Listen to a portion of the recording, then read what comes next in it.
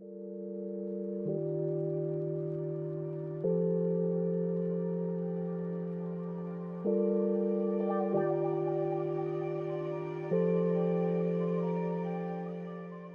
last couple of lives have been super fun, and I've had no nerves going into it at all, but I'm nervous about today's chapter.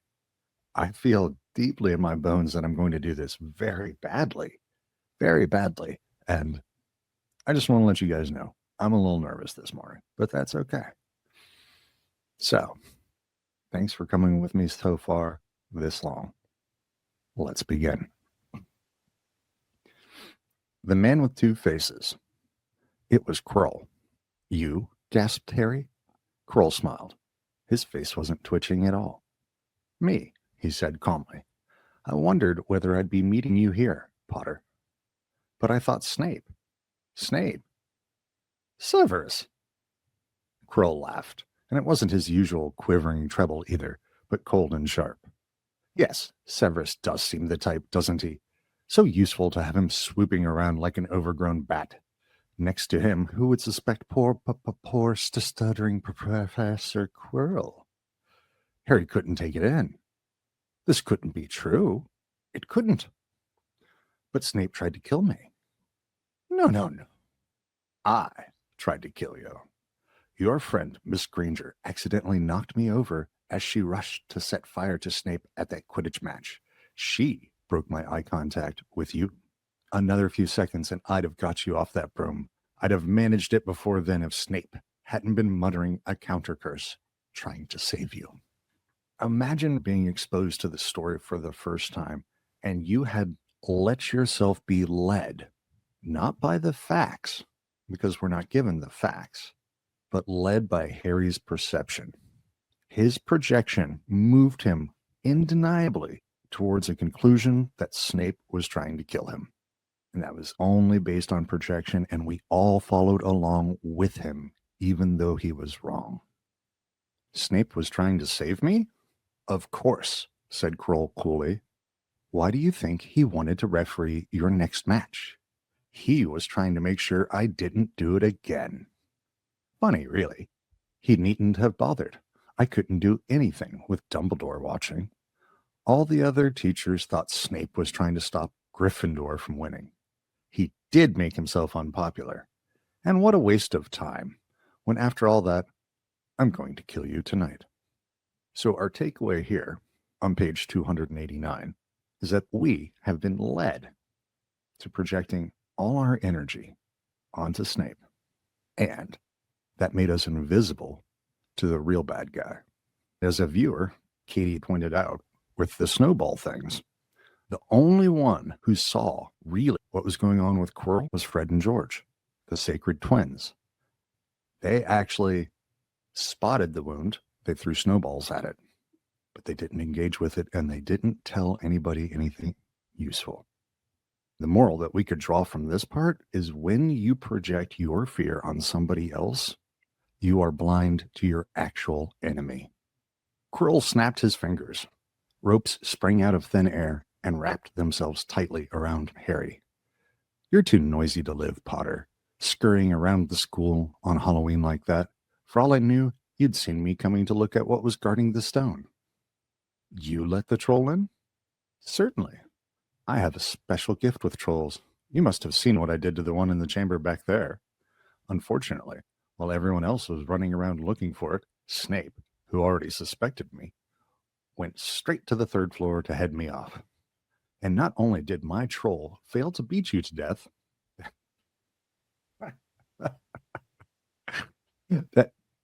that three-headed dog didn't even manage to bite Snape's leg off properly. Now, sit quietly, Potter. I need to examine this interesting mirror. It was only then that Harry realized what was standing behind Quirrell. It was the mirror of Erised. This mirror is the key to finding the stone, Quirrell murmured, tapping his way around the frame. Trust Dumbledore to come up with something like this, but he's in London. I'll be far away by the time he gets back. All Harry could think of doing was to keep Quirrell talking and stop him from concentrating on the mirror. I saw you and Snape in the forest, he blurted out. Yes, said Quirrell idly. walking around the mirror to look at the back. He was on to me by that time, trying to find out how far I'd got. He'd suspected me all along, tried to frighten me, as though he could when I had Lord Voldemort on my side. Kroll came back out from behind the mirror and stared hungrily into it. I see the stone. I'm presenting it to my master. But where is it? Harry struggled against the ropes binding him, but they didn't give. He had to keep Quirrell from giving his whole attention to the mirror. But Snape always seemed to hate me so much. Oh, he does, said Quirrell casually. Heavens, yes. He was at Hogwarts with your father. Didn't you know? They loathed each other. But he never wanted you dead. But I heard you a few days ago, sobbing. I thought Snape was threatening you. For the first time, a spasm of fear flitted across Quirrell's face. Sometimes, he said, I find it hard to follow my master's instructions. He is a great wizard, and I am weak. You mean he was there in the classroom with you? Harry gasped. He is with me wherever I go, said Quirrell quietly. I met him when I traveled around the world. A foolish young man I was then, full of ridiculous ideas about good and evil. Lord Voldemort showed me how wrong I was. There is no good or evil. There is only power, and those too weak to seek it.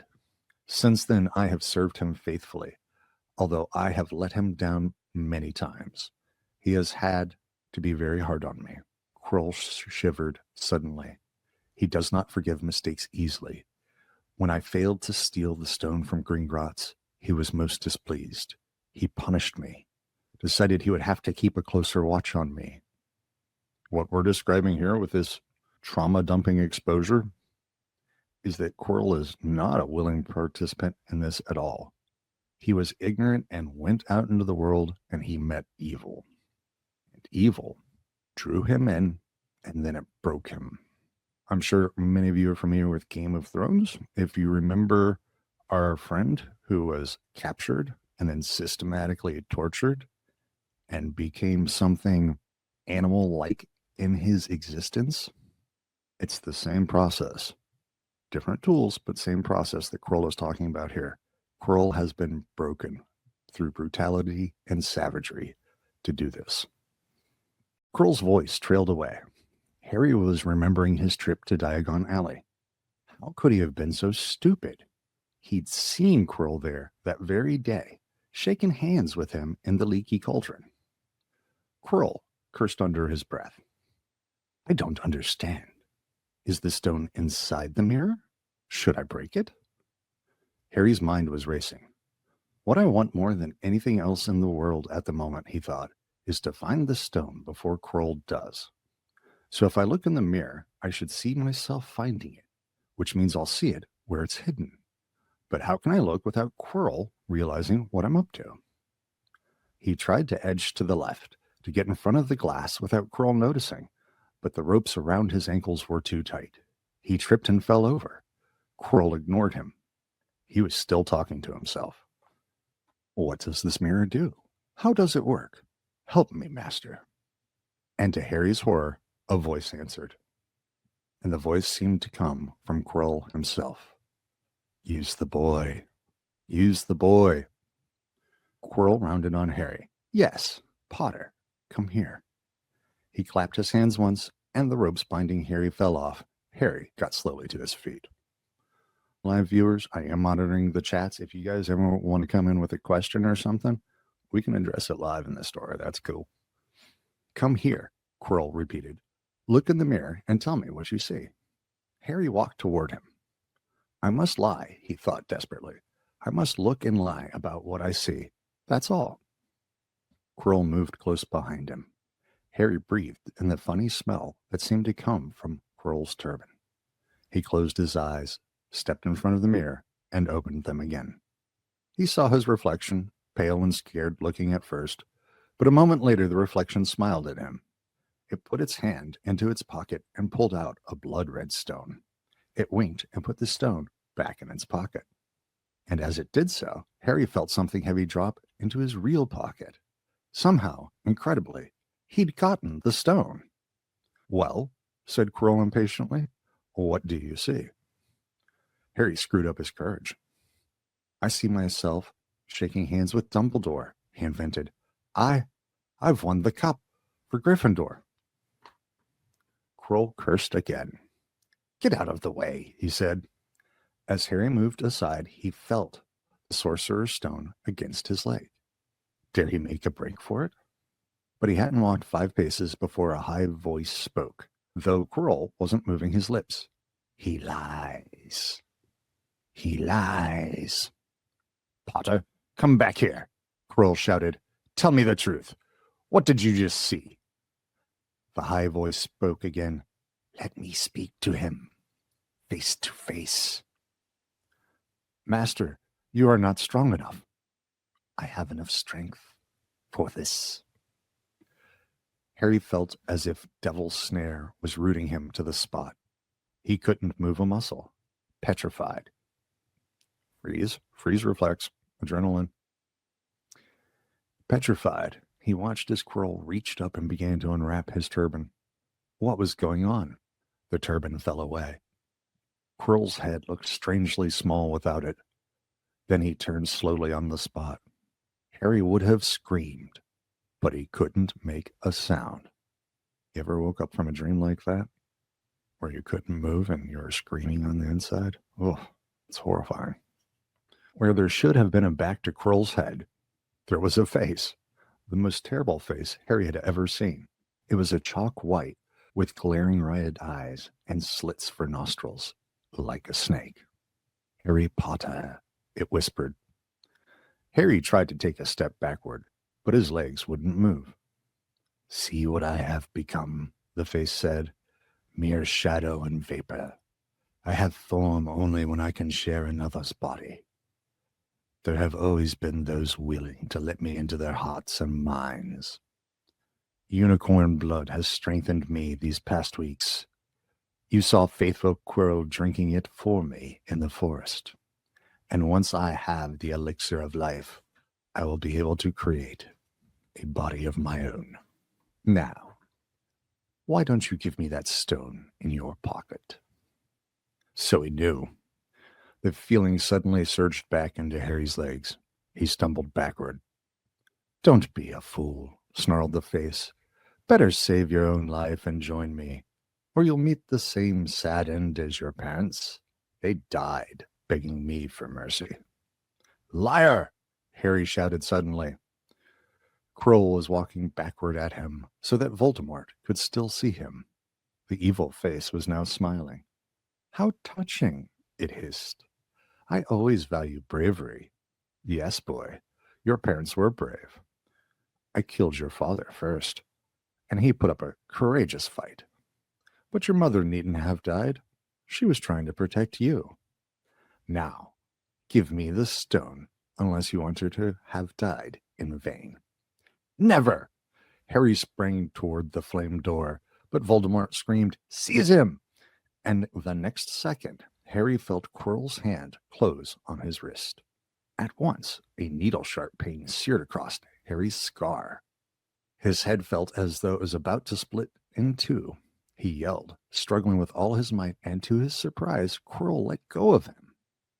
The pain in his head lessened. He looked around wildly to see where Quirrell had gone and saw him hunched in pain looking at his fingers. They were blistering before his eyes. Seize him! Seize him! Shrieked Voldemort again, and Quirrell lunged, knocking Harry clean off his feet, landing on top of him, both hands around Harry's neck. Harry's scar was almost blinding him with pain, yet he could see Quirrell howling in agony. Master, I cannot hold him. My hands! My hands! And Quirrell, through pinning Harry to the ground with his knees, let go of his neck and stared, bewildered, at his own palms. Harry could see they looked burned, raw, red, and shiny. Then kill him, fool, and be done, screeched Voldemort. Quirrell raised his hand to perform a deadly curse, but Harry, by instinct, trauma-informed instinct, reached up and grabbed Quirrell's face. Ah! Quirrell rolled off him, his face blistering too, And then Harry knew. Quirrell couldn't touch his bare skin, not without suffering terrible pain. His only chance was to keep hold of Quirrell, keep him in enough pain to stop him from doing a curse.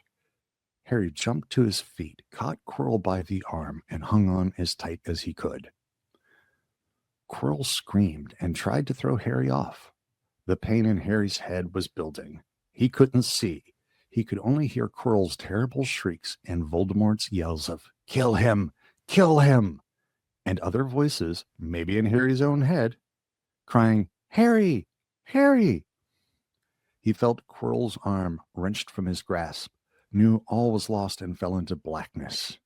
Down, down, down. You'll see that arc in any hero's journey. Something gold was glinting just above him. The snitch. He tried to catch it, but his arms were too heavy. He blinked. It wasn't the snitch at all. It was a pair of glasses. How strange.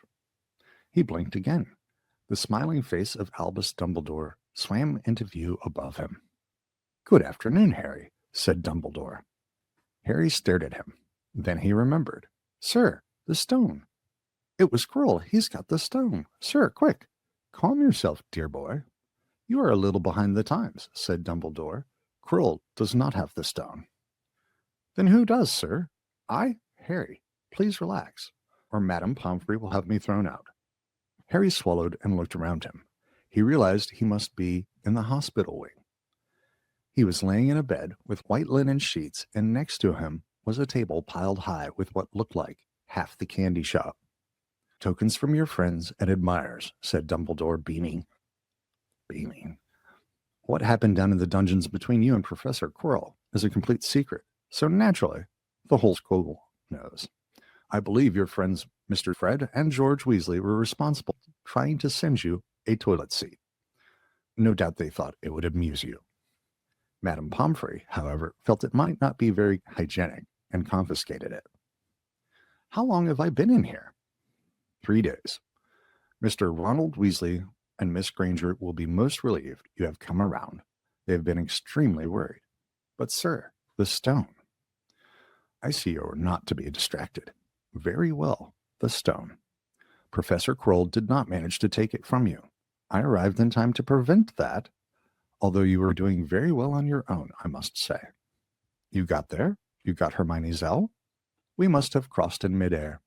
No sooner had I reached London than it became clear to me that the place I should be was the one I had just left. I arrived just in time to pull Quirrell off of you. It was you. I feared I might be too late. You nearly were. I couldn't have kept him off the stone much longer. Not the stone, boy. You. The effort involved nearly killed you. For one terrible moment there, I was afraid it had. As for the stone, it has been destroyed." "Destroyed?" said Harry blankly. "But your friend, Nicholas Flamel." "Oh, you know about Nicholas," said Dumbledore, sounding quite delighted. "You did do the thing properly, didn't you? Well, Nicholas and I have had a little chat and agreed it's all for the best. But that means he and his wife will die, won't they?" "They have enough elixirs stored to set their affairs in order, and then, yes, they will die." Dumbledore smiled at the look of amazement on Harry's face. "To one as young as you, I'm sure it seems incredible, but to Nicholas and Perenelle, it really is like going to bed after a very, very long day. After all, to the well-organized mind, death is but the next great adventure. You know, the stone was really not such a wonderful thing. As much money in life as you could want. The two things human beings would choose above all. The trouble is, humans do have a knack of choosing precisely those things that are worst for them." Harry lay there, lost for words. Dumbledore hummed a little and smiled at the ceiling. "Sir," said Harry, "I've been thinking. Sir, even if the stone's gone, you know who. Call him Voldemort, Harry. Always use the proper name for things. Fear of a name increases fear of the thing itself." "Yes, this is true." "Yes, sir. Well, Voldemort's going to try other ways of coming back, isn't he? I mean, he hasn't gone, has he?" "No, Harry, he has not. He is still out there somewhere. perhaps looking for another body to share. Not being truly alive, he cannot be killed. He left Quirrell to die. He shows just as little mercy to his followers as enemies. Nevertheless, Harry, while you may only have delayed his return to power, it will merely take someone else who is prepared to fight what seems a losing battle next time. And if he is delayed again and again, why, he may never return to power. Harry nodded, but stopped quickly because it made his head hurt. Then he said, "Sir, there are some other things I'd like to know. If you can tell me, things I want to know the truth about." "The truth," Dumbledore sighed. "It is a beautiful and terrible thing, and therefore should be treated with great caution.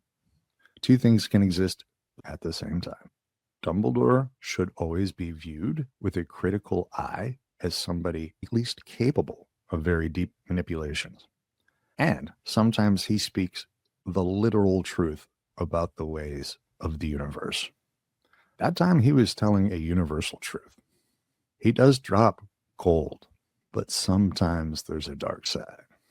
I shall answer your questions unless I have a very good reason not to, in which case I'll beg you'll forgive me. I shall not, of course, lie. Dumbledore has just set a container and a boundary around this conversation. He says, okay, I'm not going to lie to you now, but I will choose not when to speak. That means he's entering a higher level of honesty than he's normally in. He doesn't normally always play by these rules. What does that tell us? Well, Voldemort said that he only killed my mother because she tried to stop him from killing me. But why would he want to kill me in the first place? Dumbledore sighed very deeply this time. Alas, the first thing you ask me, I cannot tell you. Not today. Not now. You will know one day. Put it from your mind for now, Harry. When you are older, I know you hate to hear this. When you are ready, you will know. And Harry knew it would be no good to argue. But why couldn't Quirrell touch me? Your mother died to save you. If there is one thing Voldemort cannot understand, it is love. He didn't realize that love, as powerful as your mother's for you, leaves its own mark. Not a scar, not a visible sign. To have been loved so deeply, even though the person who loved us is gone, will give us some protection forever. It is in your very skin. Quirrell, full of hatred, greed, and ambition, sharing his soul with Voldemort, could not touch you for this reason. It was agony to touch a person marked by something so good. Dumbledore now became very interested in a bird out on the windowsill, which gave Harry time to dry his eyes on this sheet. That is somebody with a very high emotional intelligence who is steering the conversation. He put some heat. Now he's shifted his attention and given space in the conversation for Harry. So Harry can process that for a second and then re-engage. Dumbledore being distracted here was a move, a deliberate one. When he had found his voice again, Harry said, "And the invisibility cloak, do you know who sent it to me?" "Ah, your father happened to leave it in my possession, and I thought you might like it." Dumbledore's eyes twinkled. "Useful things. Your father used it mainly for sneaking off to the kitchens to steal food while he was here." "And there's something else. Fire away." "Quirrell said Snape. Professor Snape, Harry." And that's a good catch. We have evidence that we need to reframe our perspective on Professor Snape. Yes, him. Harry's not ready yet. "Quirrell said he hates me because he hated my father. Is that true?" "Well, they did rather detest each other, not unlike yourself and Mr. Malfoy. And then your father did something Snape could never forgive." "What?" "He saved his life." "What?" "Yes," said Dumbledore dreamily. "Funny the way people's minds work, isn't it? Professor Snape couldn't bear being in your father's debt. I do believe he worked so hard to protect you this year because he felt that would make him and your father even. Then he could go back to hating your father's memory in peace." Harry tried to understand this, but it made his head pound, so he stopped. "And sir, there's one more thing. Just the one. How did I get the stone out of the mirror?" "Ah, now, I'm glad you asked me that. It was one of my more brilliant ideas. Dumbledore loves getting the recognition for his brilliant ideas. And between you and me, that's saying something. You see, only one who wanted to find the stone, find it, but not use it, would be able to get it. Otherwise, they just see themselves making gold or drinking an elixir of life. My brain surprises me, even me sometimes. Oh, yeah, Dumbledore is in love with his schemes. Now, enough questions. I suggest you make a start on these sweets. Bertie Bott's every flavor beans. I was unfortunate enough in my youth to come across a vomit-flavored one, and since then I'm afraid I've rather lost my liking for them. But I think I'll be safe with a nice toffee, don't you? He smiled and popped the golden brown bean into his mouth. Then he choked and said, alas, earwax. Let's unpack this conversation a little bit. So Dumbledore says, here's this container of honesty, and I have boundaries. There's things I won't do, but at least I've called them out. Boom. We start off great. He drops an emotional bomb on Harry and then gives it time to space. That's cool. But he steers Harry into asking questions about what happened. If this was more of an actual dialogue and it was a little less steered, wouldn't you ask, why did you send me the cloak? Why did you send me the cloak now? So by appearing open and honest, but shaping the flow of the questions, he can steer it away from things that he doesn't want Harry to know, and he steers Harry towards things he does want to know. And then, when it's just enough, I'm an absent-minded, kindly uncle figure. And we've changed the tone, and Dumbledore answered questions without ever actually having to answer questions. And he ended it when he was done. Dame Pomfrey, the nurse, was a very nice woman, but very strict. Just 5 minutes, Harry pleaded. Absolutely not. You let Professor Dumbledore in? Well, of course. That was the headmaster. Quite different. You need rest. I am resting. Look, lying down and everything. Oh, go on, Madame Pomfrey. Oh, very well, but 5 minutes only. She let Ron and Hermione in. Harry! Hermione looked ready to fling her arms around him again, but Harry was glad she held herself in as his head was still very sore. Oh, Harry, we were sure you were going to... Dumbledore was so worried. The whole school's talking about it, said Ron. What really happened? It was one of those rare occasions when the true story is even more strange and exciting than the wild rumors. Harry told them everything. Quirrell, the mirror, the stone, and Voldemort. Ron and Hermione were a very good audience. They gasped in all the right places, and when Harry told them what was under Quirrell's turban, Hermione screamed out loud. So the stone's gone? Said Ron finally. Flamel's just going to die? That's what I said. But Dumbledore thinks that, what is it? To the well-organized mind, death is but the next great adventure. Well, there's a hint. I always said he was off his rocker, said Ron, looking quite impressed at how crazy his hero was. So what happened to you two? Said Harry. Well, I got back all right, said Hermione. I brought Ron around. That took a while, and we were dashing up to the Owlry to contact Dumbledore when we met him in the entrance hall. He already knew. He just said, Harry's gone after him, hasn't he? Ha ha ha ha ha, and hurtled off to the 3rd floor. Do you think he meant you to do it? Said Ron, sending you your father's cloak and everything? Well, Hermione exploded. If he did, I mean to say, that's terrible. You could have been killed. Ding. No, it isn't, said Harry thoughtfully. He's a funny man, Dumbledore. I think he sort of wanted to give me a chance. I think he knows more or less everything that goes on here, you know. I reckon he had a pretty good idea we were going to try, and instead of stopping us, he just taught us enough to help. I don't think it was an accident he let me find out how the mirror worked. It's almost like he thought I had the right to face Voldemort if I could. Yep, Dumbledore's off his rocker, all right, said Ron proudly. Listen, you've got to be up for the end of the year feast tomorrow.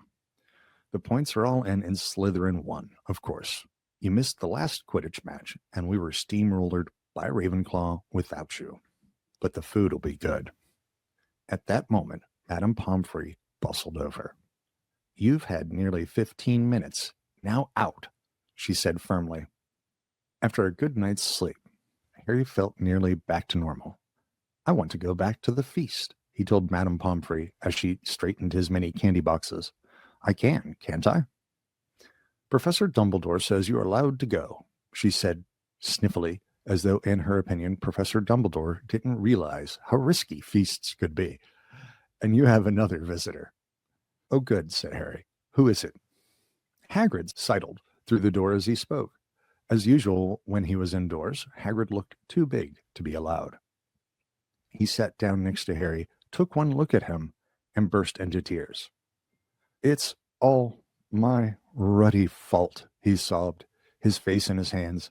"I told the evil git how to get past Fluffy. I told him. It was the only thing he didn't know. And I told him. You could have died. All for a dragon egg. I'll never drink again. I should be chucked out and made to live as a muggle." Well, that's huge to him, so he was really, really feeling very bad. "Hagrid," said Harry, shocking to see Hagrid shaking with grief and remorse, great tears leaking down into his beard. "Hagrid, you would have found out somehow. This is Voldemort we're talking about. He'd have found out even if you hadn't told him." "You could have died," sobbed Hagrid. "And don't say the name." "Please, cheer up, Hagrid. We saved the stone. It's gone. He can't use it. Have a chocolate frog. I've got loads." Hagrid wiped his nose on the back of his head and said, "That reminds me. I've got you a present." "It's not a stoat sandwich, is it?" said Harry anxiously. And at last Hagrid gave a weak chuckle. "Nah. Dumbledore gave me the day off yesterday to fix it. Of course, he should have sacked me instead. Anyway, gotcha this." It seemed to be a handsome, leather-covered book. Harry opened it curiously. It was full of wizard photographs. Smiling and waving at him from every page were his mother and father. "Sent owls off to your parents' old-school friends asking for photos. Knew you didn't have any. Do you like it?" Harry couldn't speak, but Hagrid understood. Hagrid feels terrible? Dumbledore could reassure him. Because Hagrid feels bad correctly, but he was doing what he was supposed to do in the plan. Hagrid served his role as intended. He shouldn't be made to feel bad. Harry made his way down to the end of year feast alone that night. He had been held up by Madame Pomfrey's fussing about, insisting on giving him one last checkup, so the great hall was already full. It was decked out in the Slytherin colors of green and silver to celebrate Slytherin's winning the House Cup for the 7th year in a row. A huge banner showing the Slytherin serpent covered the wall behind the high table. When Harry walked in, there was a sudden hush, and then everybody started talking loudly at once. He slipped into a seat between Ron and Hermione at the Gryffindor table and tried to ignore the fact that people were standing up to look at him. Eventually, Dumbledore arrived moments later. The babble died away. "Another year gone," Dumbledore said cheerfully, "and I must trouble you with an old man's wheezing waffle before we sink our teeth into our delicious feast. What a year it has been. Hopefully your heads are all a little fuller than they were. You have this whole summer ahead of you to get them nice and empty before next year starts. Now, as I understand it, the House Cup here needs awarding, and the points stand thus. In 4th place, Gryffindor with 312 points. In 3rd, Hufflepuff with 352. Ravenclaw, and it makes sense that Ravenclaw comes in 2nd, has 426, and Slytherin 472. A storm of cheering and stamping broke out from the Slytherin table. Harry could see Draco Malfoy banging his goblet on the table. It was a sickening sight. "Yes, yes. Well done, Slytherin," said Dumbledore. "However, recent events must be taken into account." The room went very still. Said Dumbledore. "I have a few last-minute points to dish out. Let me see. Yes. First, to Mr. Ronald Weasley." Ron went purple in the face. He looked like a radish. He looked like a radish with a bad sunburn. The best played game of chess Hogwarts has seen in many years. I award Gryffindor House 50 points. Gryffindor cheers nearly raised the bewitched ceiling. The stars overhead seemed to quiver. Percy could be heard telling the other prefects, "My brother, you know, my youngest brother, got past McGonagall's giant chess set."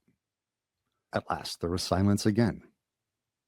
Second, to Miss Hermione Granger, for the use of cool logic in the face of fire. I award Gryffindor House 50 points. Hermione buried her face in her arms. Harry strongly suspected she had burst into tears. Gryffindor, up and down the table, were beside themselves. They were 100 points up. Third, to Mr. Harry Potter, said Dumbledore. The room went deadly quiet. For pure nerve and outstanding courage, I award Gryffindor House 60 points. The din was deafening. Those who could add up while yelling themselves hoarse knew that Gryffindor now had 472 points, exactly the same as Slytherin. They had tied for the House Cup. If only Dumbledore had given Harry just one more point. This almost brings me to tears. This is perfect. Dumbledore raised his hand. The room gradually fell silent. There are all kinds of courage, said Dumbledore, smiling. It takes a great deal of bravery to stand up to our enemies, but just as much to stand up to our friends. I therefore award 10 points to Mr. Neville Longbottom.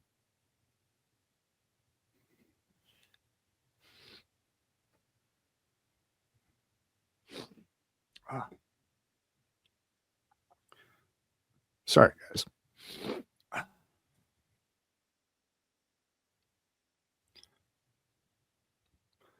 Someone standing outside the Great Hall might have thought some sort of explosion had taken place.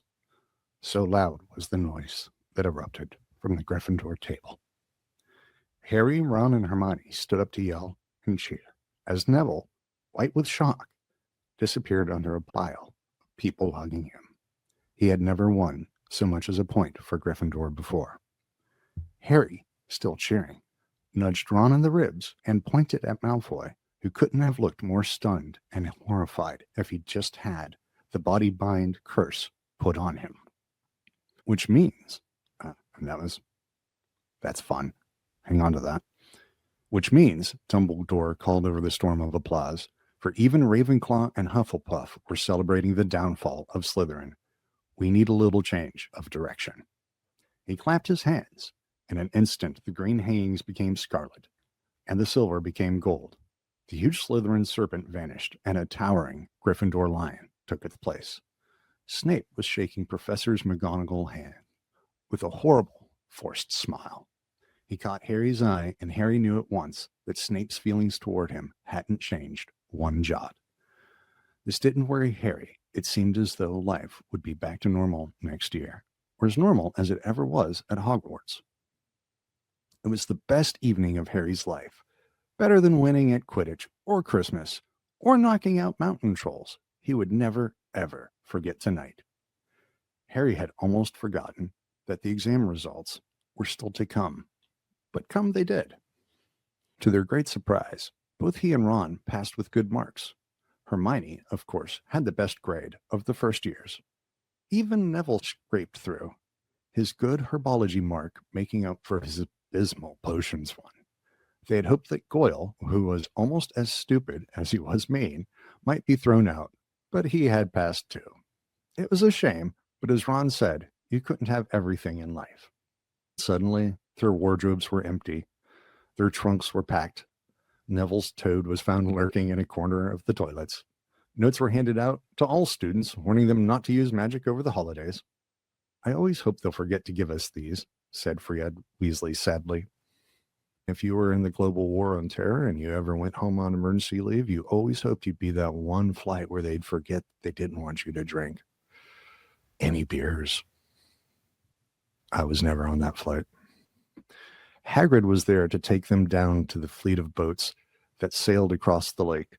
They were boarding the Hogwarts Express, talking and laughing as the countryside became greener and tidier, eating Bertie Bott's every flavor beans as they sped past Muggle towns, pulling off their wizard robes and putting on jackets and coats, pulling into platform 9 3/4 at King's Cross Station. It took quite a while for them all to get off the platform. A wizened old guard was up by the ticket barrier, letting them go through the gate in 2s and 3s, so they didn't attract attention by all bursting out of a solid wall at once and alarming the Muggles. "You must come and stay this summer," said Ron. "Both of you. I'll send you an owl." "Thanks," said Harry. "I'll need something to look forward to." People jostled them as they moved forward toward the gateway back to the Muggle world. Some of them called, "Bye, Harry." "See you, Potter." "Still famous," said Ron, grinning at him. "Not where I'm going, I promise you," said Harry. He, Ron, and Hermione passed through the gateway together. "There he is, Mom. There he is. Look." It was Jenny Weasley. "Hi, Jenny." Ron's younger sister, but she wasn't pointing at Ron. "Harry Potter," she squealed. "Look, Mom, I can see." Right there. Bam, right there. "Be quiet, Jenny, and it's rude to point." Mrs. Weasley smiled down at them. "Busy year?" she said. "Yes," said Harry. "Thanks for the fudge and the sweater, Miss Weasley." "Oh, it was nothing, dear." "Ready, are you?" It was Uncle Vernon, still purple-faced, still mustached, still looking furious at the nerve of Harry carrying an owl in a cage with a station full of ordinary people. Behind him stood Aunt Petunia and Dudley, looking terrified at the very sight of Harry. They're bad people, and they're anxious to receive him. They're already in their anxiety. "You must be Harry's family," said Mrs. Weasley. "In a manner of speaking," said Uncle Vernon. "Hurry up, boy. We haven't got all day." He walked away. Harry hung back for a last word with Ron and Hermione. "See you over the summer, then." "Hope you have a good holiday," said Hermione, looking uncertainly after Uncle Vernon, shocked that anyone could be so unpleasant. "Oh, I will," said Harry, and they were surprised at the grin that was spreading over his face. "They don't know we're not allowed to use magic at home. I'm going to have a lot of fun with Dudley this summer." Ooh, bit of the shadow side there. That brings us to the end of book 1. If you're wondering what happens next, I plan on showing up tomorrow and beginning on book 2. So I'll be here tomorrow to move on to the next chapter. I hope you join me. Let's rewind to the battle in front of the mirror scene. We were given an explanation as to why Quirrell was disintegrating. I have an alternate one. If part of Voldemort's soul is in Harry, in the scar, and part of it is with Quirrell, when they come into contact, they will want to fuse. Two things coming together. The body of Quirrell is the bridge. Quirrell is too weak a vessel to hold the connection without melting. So every time those two soul fragments touch physically, that point of contact burns Quirrell. He cannot handle it. Harry has been holding this his entire life. Harry can hold the pain. Quirrell is not strong enough, and he melts. He cannot be the bridge between those two souls.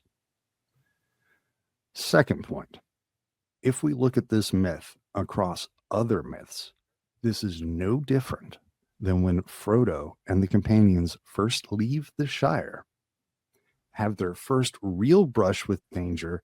Frodo, in a situation where he is alone without his friends because he has the ring on, gets stabbed with evil, and it will trouble him almost throughout the entire thing.